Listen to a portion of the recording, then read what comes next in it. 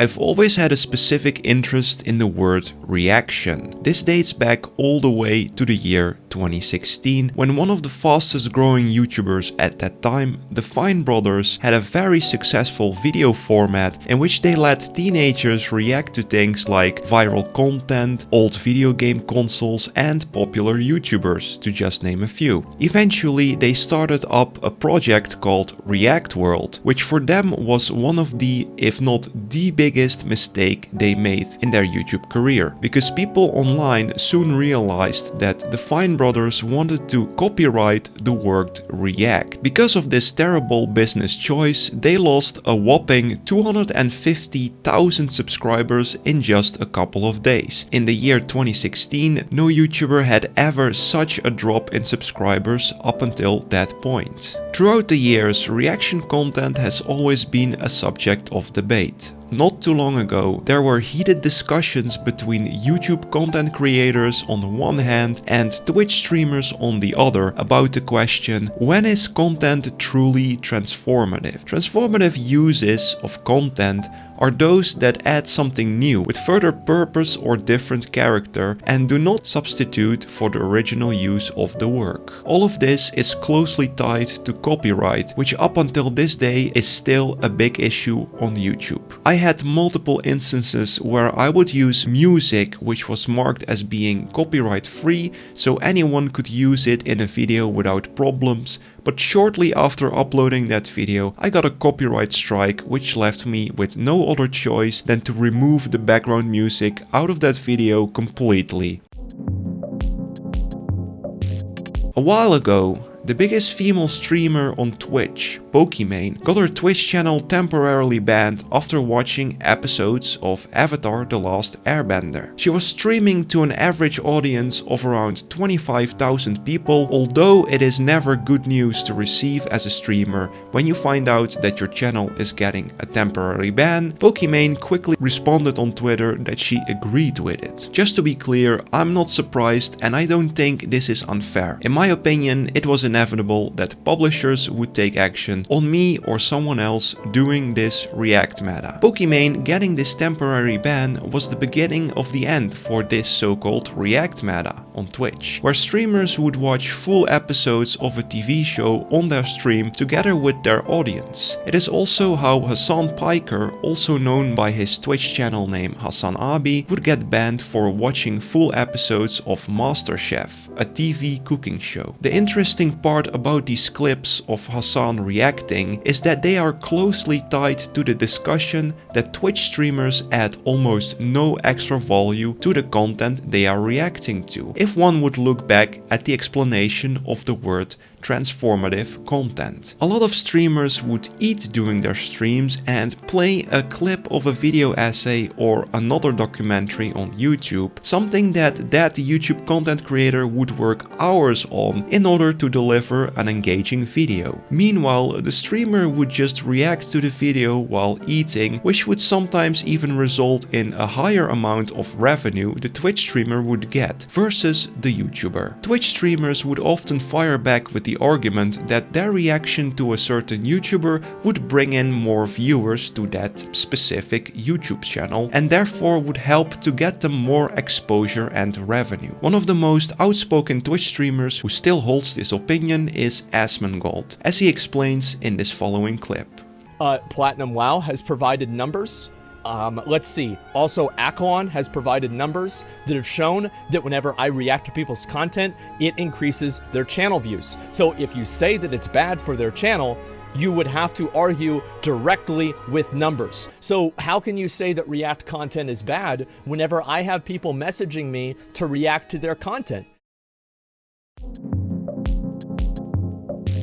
The idea that instigated the making of this video is a current feud between two YouTubers, Moist Critical, who is mainly a reaction and commentary YouTuber, and DarkViperAU, who is a gaming YouTuber. The feud will be explained shortly, but first, it all began when DarkViper wrote a 14-page document titled How the React Grift Works, in which he explained in detail his theory why all reaction content, without any exceptions, documents is subjectively bad content. If you are interested in it yourself, I have put a link in the description down below. He then proceeds to make some comparisons in the document. Some of them were valid and others were by most people who read the document considered to be very misplaced. To summarize, the document got a very mixed reception. Something that really caught the eye of many people reacting to it is the pretty extreme comparisons within this document, but it also has quite a lack of nuance. In a summary of the document, DarkViper wrote a pretty extreme paragraph. Reactors are all bad people. They explicitly exploit the less fortunate for their own gain. Rich, quote, professional reactors are much worse, as they have all the ability to act with greater consideration for how their actions will affect those around them, but actively choose to harm others anyway. They know what they are doing, but just don't care. They may seem like nice people, but you'd be a bit nicer if you were making millions of dollars reposting other people's hard work for massive profits. If you meet a reactor at a party, I suggest covering your glass or outright tell them you don't want them to you, because they seem keen to take a person silent for consent. It is not hard to see this paragraph as being very hyperbolic and way over the top, which is also what the main point of critique was against this document. The exact observation here made by many, but the most important person to react to it was MoistCritical, who made a 25-minute long video discussing the document titled "Are React Streamers Bad People?", in which he, in his own commentary filled with his recognizable humor, explained why the document was basically a very bad take that was stretched out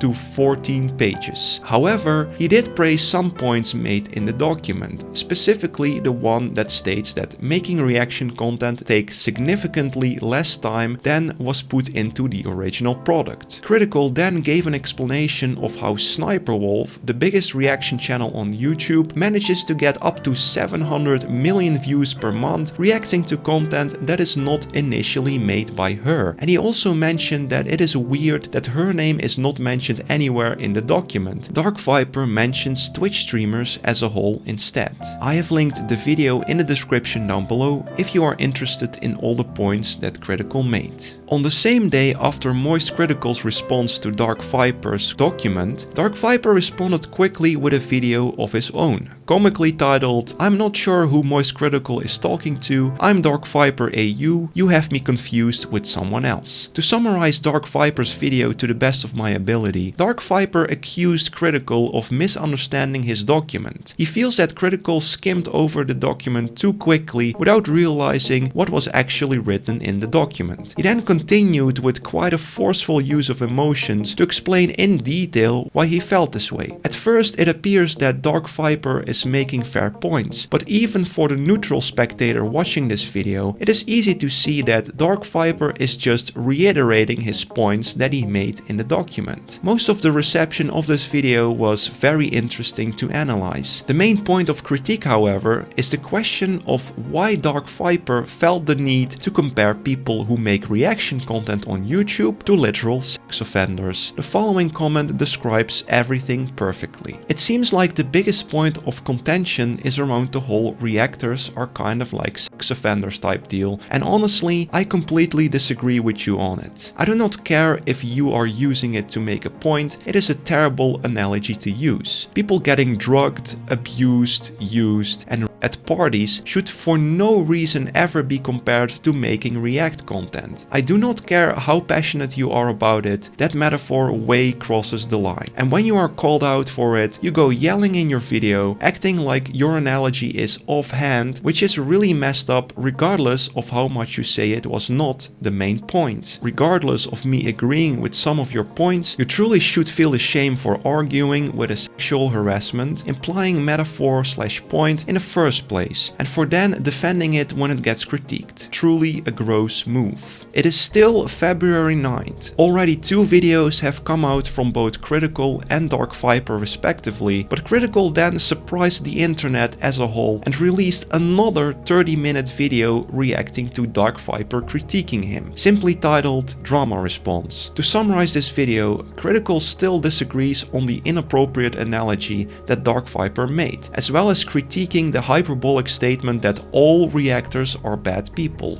with no exceptions. An interesting point to mention though is the fact that in his response, Critical announces that he does not feel comfortable anymore reacting to full videos on his Twitch live streams, and after that uploading the entire reaction back on YouTube. So essentially, Moist Critical agrees with the point made that reacting to full clips is not transformative enough, and only after the fact that Critical saw DarkViper's video, he finally understood some parts of the document, which translates to the document being unfinished in the first place. So even though DarkViper wanted to make a video explaining himself better and what he actually meant to say in his document, he released it earlier on Twitter, where he already got great criticism for it in the first place. However, in all of this drama and back and forth responses, Critical eventually acknowledged some of the mistakes he made after understanding the document a bit better. As previously mentioned, he will no longer make full reactions, and the fact of the matter is, he didn't even have to do it, but he does it anyways, because he generally feels that this is a new and better way to make his content more fair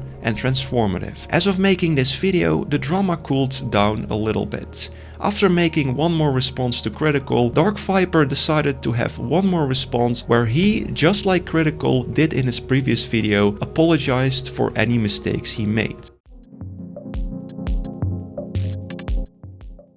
As shown time and time again, reaction content has been a popular subject of debate in the YouTube and Twitch landscapes. Although there are fair points in favor and against reaction content, it would be better to look at the characteristics of that content instead. The first striking element is that nothing is really black and white. If a YouTuber with millions of viewers reacts to content made by a smaller creator is bound to get a larger audience, but only if the reactor credits the smaller creator properly. Therefore, in any debate, it is difficult to make a general assumption that smaller creators can never benefit from being reacted to by a bigger creator. Another big element which makes the debate difficult and polarizing is the difference in morals of all the actors involved. Some creators might find it difficult to accept that their content is being reacted to because it quite literally infringes their intellectual property and hard work. Notable actors that more often than not pull the brakes are Japanese video game and anime publishers like Nintendo, and as mentioned in the beginning of this video, the Fine Brothers. The most important function that this drama between DarkViper and Moist Critical and the countless of clashes of other creators in the past really showed us is that the reaction debate will always be alive. It is inevitable that there will be changes in YouTube policies and morality in the future. Thank you very much for making it till the end. Stay tuned for more videos and I will see you guys soon.